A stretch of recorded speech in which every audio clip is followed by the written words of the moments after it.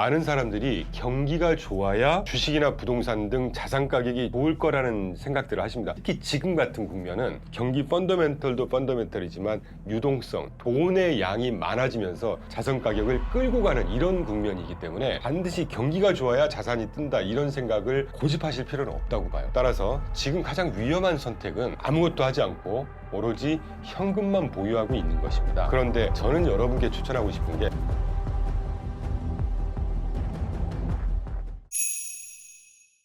현재 경기 상황에서 현금을 어떻게 보유해야 할까요? 늘 드리는 말씀대로 현금만 갖고 있으면요, 은행 예금 늘어나는 그 예금 숫자 늘어나고 현금 갖고 있는 숫자 늘어나면 기분 좋죠. 그런데 실질적으로는 인플레이션이나 이런 것들 때문에 실제 내 현금의 값어치가 계속 갉아먹게 됩니다. 그러니까 뭐 간단히 하루라도 빨리 뭐 그 현금을 전부 다를 하라는 말씀은 아니고 한 절반 이상 정도는 자산 포트폴리오를 좀 구성하시는 게 좋을 것 같아요. 이를테면 뭐 부동산은 워낙 큰 자금이 필요하니까 주식, 채권 ETF, 고배당 ETF, 뭐 금도 금융자산으로 살 수가 있으니까 이런 식의 어떤 금융자산 포트폴리오를 좀 구성하는 게 필요하지 않나 하는 생각을 하고 있습니다. 요즘 금은 어떤가요? 소장 가치가 있을까요? 금 대표적인 안전자산이고요. 참 특이한 자산이에요, 금은. 인류 유사 이래 실제로 금은 그냥 광물 중에 하나인데 이게 참 어떤 논리적인 설명이 안 되는 거의 유일하게 진짜 돈, 진짜 머니로 인정받는 자산이죠. 근데 이 자산이 길게는 한 몇십 년 만에 한 번씩, 짧게는 한 1, 20년 만에 한 번씩 이 유동성이 계속 늘어나면 아까 대표적으로 통화량이 늘어나면 통화 가치가 돈의 값이 떨어진다고 그랬잖아요. 그러면 거기에 대표적으로 해지할 수 있는 자산이 금 부동산이란 말이에요. 그러니까 이 금 가격이 유동성의 흐름에 따라서 길게 몇십 년 만에 한 번, 짧게는 1, 20년 만에 한 번씩 가격이 어마어마하게 상승했다가 빠졌다가 상승한 이런 궤적을 그려요. 그게 지금의 상황이라고 봐요. 그러면 금을 가지고 내가 가격을 불리겠다라고 생각을 하면 지금 투자하기에는 조금 부담스러운 시기죠. 그런데 저는 여러분께 추천하고 싶은 게 금은 현금을 갖고 있음으로써 현금의 값어치가 실질적으로 떨어지는 거를 해지하는 수단만으로 활용을 해도 충분하다 저는 생각하고 있습니다. 다만 금 같은 경우는 좀 길게 보유를 하는 생각을 하셔야죠. 가격이 좀 올랐다고 팔고 이런 생각보다는 뭐 한 10년, 20년 내지는 상속의 자산 중에 하나로서 활용을 하신다든가 이렇게 하면, 왜냐하면 금 가격이라고 하는 거는요, 돈으로 치환하지 않아도 정말 극한 경우에 어떤 위기가 생겼을 때 이 금 갖고 우리가 물물교환을 한다거나 값어치를 인정받을 수 있는 거의 유일한 자산 중에 하나입니다. 금은 그렇게 인식을 하시면 될 것 같아요. 그래서 이제까지 여러 말씀을 드렸고 제가 하나 주지시켜 드리고 싶은 것이, 최근 투자자분들이나 많은 분들께서 살짝 오해 내지는 착각을 하시는 부분을 하나 제가 좀 건드리고 가고 싶습니다. 많은 사람들이 경기가 좋아야 주식이나 부동산 등 자산 가격이 좋을 거라는 생각들을 하십니다. 맞는 얘기예요. 그렇지만 국면, 특히 지금 같은 국면은 경기 펀더멘털도 펀더멘털이지만 유동성, 돈의 양이 많아지면서 자산 가격을 끌고 가는 이런 국면이기 때문에 반드시 경기가 좋아야 자산이 뜬다 이런 생각을 고집하실 필요는 없다고 봐요. 요즘 주식이 왜 이렇게 오르고 있는 건가요? 실물 경기, 뭐 월급 상승률이라든가 또는 뭐 어떤 자영업자분들의 어떤 장사가 안 된다든가 폐점이 늘고 있다든가 이런 거 보시면 경기가 이렇게 좋지는 않단 말이죠. 그런데 주식이 왜 이렇게 뜰까? 내내 강조드렸던 유동성 장세라는 겁니다. 이런 유동성 장세가 있을 때는 뭐 정답은 없지만 수년이 걸리기도 하고 한 1, 2년이 끝나기도 합니다. 그런데 당분간 우리나라의 어떤 정치적인 환경, 배경, 여러 가지 이유 때문에 이런 유동성 장세가 당장 끝날 것 같지 않아요. 이럴 때는 모든 자산을 다 속된 표현으로 몰빵을 하시면 안 되죠. 왜냐하면 이렇게 유동성으로 끌고 갔던 시장이 어느 순간에 빠질 때는 또 급하게 빠지는 경우가 있기 때문에. 그러니까 여러분께서 금융자산으로 투자하실 수 있는 자산 전체 중에 뭐 한 개인의 필요에 따라 틀리겠죠. 저 같으면 한 20, 30% 정도 가지고는 공격적으로 한번 배팅을 해보는 그런 식의 플레이를 할 것 같아요. 여러분께서도 꼭 20, 30%를 하시라는 말씀이 아니라 참고하셔가지고, 주요는 뭐냐면요, 돈이 늘어나고 유동성 장세가 펼쳐질 때는 뭐 경기가 좋건 안 좋건 상관없이 모든 종목이 다 올라간다는 건 아닙니다. 여기에 정말 이 기업 이익 성장세가 받쳐준다든가, 기업의 매출 성장세가 받쳐준다든가, 어떤 한 기업이 시장 지배력이 확실하다든가, 수출이 늘어날 것 같다든가, 수주를 계속 받고 있다든가, 이런 기본적인 기업의 어떤 펀더멘털 분석을 해야 되겠죠. 그거를가 바탕이 된 상태에서 이 유동성 장세를 적당히 즐겨도 되는 이 국면이라고 저는 봐요. 그리고 과거 경험을 비추어 실예를 한번 들어드리죠. 잘 경험하셨죠? 2008년도 금융위기 때. 그 멀리 갈 것도 없습니다. 2020년도 팬데믹 때 보자는 거예요. 물론 금융위기나 팬데믹이나 IMF 같이 큰 위기가 왔을 때는 기존의 자산 가격들이 많이 빠졌다가 이 골짜기 기준으로 보면 상승하니까 상승하는 것처럼 보이는 효과도 분명히 있습니다. 있지만 유동성이라는 측면에서 보면요, IMF 때도 그랬고 특히 2008년도 금융위기 때 QE 양적 완화라는 걸 했잖아요. 이게 대표적으로 현금을 어마어마하게 뿌려대는 겁니다. 경기를 빨리 살리기 위해서. 이게 유동성 장세가 단기적으로 딱 조성이 되는 거예요. 그리고 2020년도 팬데믹 때도 마찬가지였죠. 양적 완화 그때 3차인가 5천조 원인가를 우리나라 돈을 미국에서도 일단 뿌렸고 우리나라도 공격적으로 금리 인하해줬죠. 그러면 금리 인하해주고 정부에서 돈을 뿌려줬다는 얘기는 시중 유동성이 증가한다는 얘기입니다. 유동성 장세의 조건이 마련이 됐다는 얘기죠. 물론 그 전에 가격이 빠졌으니까 회복하는 측면도 분명히 있었겠지만 이런 유동성 장세에 의해서 어쨌건 안 좋은 주가 또는 자산 가격들이 급하게 회복 또는 상승 국면을 보였잖아요. 그럼 이런 국면에서 이런 뉴스를 잘 들으시거나 저 같은 사람의 얘기를 계속 들으시거나 하시면서 판단을 계속 잘 하시다가 이런 장세가 왔고 기회가 왔다 이러면 적당히 배팅을 한 번씩 해보시는 그 기간이 뭐 2개월에 왔다가 끝나고 이러지 않거든요. 보통 1에서 2년 정도 갑니다. 뭐 유동성 장세가 100%는 아니지만 지금의 장세도 그렇게 좀 속된 표현으로 엔조이 하셔도 되는 구간이다라는 생각을 하고 있고 이 엔조이 하는 구간이 곧 끝나지 않겠냐라는 의견이 분명히 있지만 저는 적어도 내년 뭐 하반기 정도 내년 연말 정도까지는 이런 펀더멘털을 살리기 위한 작업 유동성을 뿌려줘서 어떤 식으로든 분위기를 조성해가는 작업 이런 작업들이 계속 될 거라고 봐요. 그래서 여러분께서도 이런 부분들을 좀 참고하셔서 자산 증식의 기회를 삼으시면 어떨까 하는 생각이 듭니다. 여러분 조금 재밌는 상황 아닙니까? 경기는 부진하고 어렵다고 아우성인데 집값 오르고 금값도 오르고 주식도 오르고 그런데 왜 내 통장에 있는 돈의 양만 그대로일까요? 이게 도대체 왜 이런 현상이 발생하는 건지 깊게 생각해 보신 적이 있으신가요? 경제가 곧 좋아지겠지 기다리면 내 월급도 오르겠지 여러분들께서 그렇게 하염없이 기다리시는 동안 다른 분들은 많이 다른 방법으로 돈을 불려나가고 있습니다.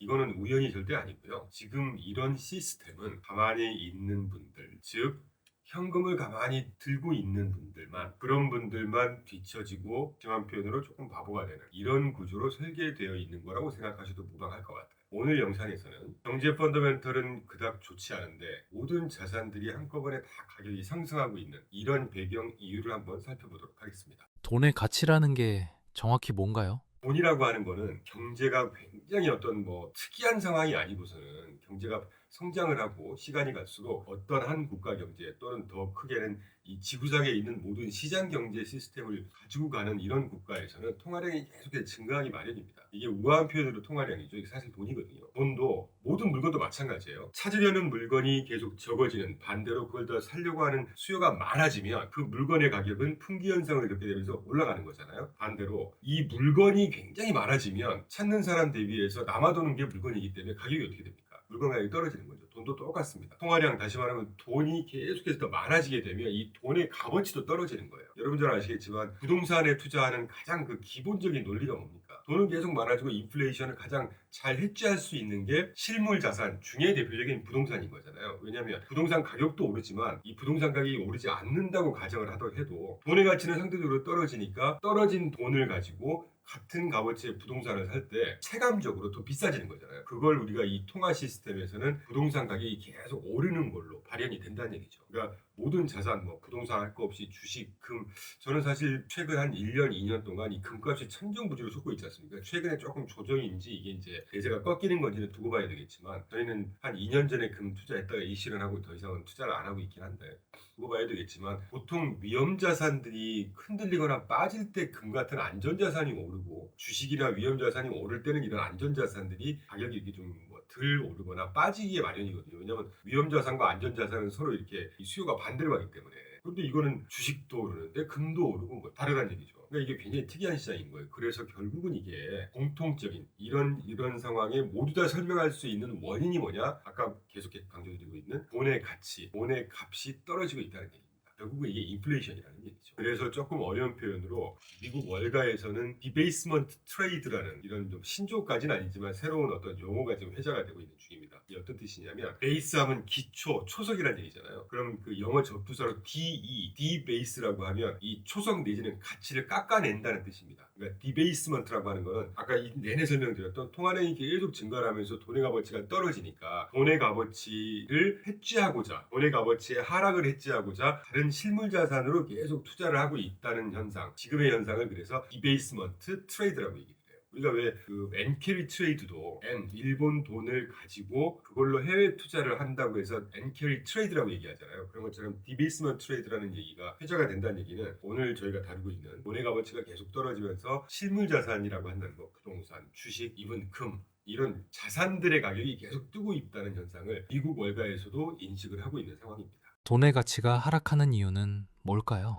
실질적인 이유로는 이제 정치적인 이유가 있을 것이고 국가 운영을 할 때 재무적인 이유가 있고 여러 가지 이유가 있겠지만 대표적으로 미국을 한번 보죠. 미국은 지금 국가 부채가 그러니까 국가 부채라고 하면 연방 정부가 국가를 운영할 때 필요한 자금을 조달하는 방법은 직접 빌릴 수도 있겠지만 보통 채권을 발행을 합니다. 그게 가장 확실한 약속 증서니까요. 미국 국가가 발행하는 채권을 국채라고 하잖아요. 미국 1년 GDP 보통 이게 얼마나 많은지는 그 나라 GDP 대비 얼마나 많은 빚을 지고 있느냐를 표현을 하는데 미국의 GDP가 30조 달러 정도 됩니다. 참고로 우리나라 1년 GDP가 1.85 또는 1.9조 달러라고 해요. 그러니까 우리나라의 뭐 한 25배, 15배, 20배 정도 큰 규모죠. 그래서 미국 연방정부에서 조달한 빚, 다시 말하면 국채를 발행한 규모가 36조 달러입니다. 그럼 이게 30조 GDP에 36조를 발행했으니까 퍼센티지로는 미국 GDP의 120% 정도의 빚을 지고 있는 거예요. 그러면 이 빚도 빚이지만 이 국채를 발행했다는 얘기는 국채에 투자한 사람들한테 이자를 계속 줘야 될 거 아닙니까? 그러니까 흔히 들어보셨을 거예요.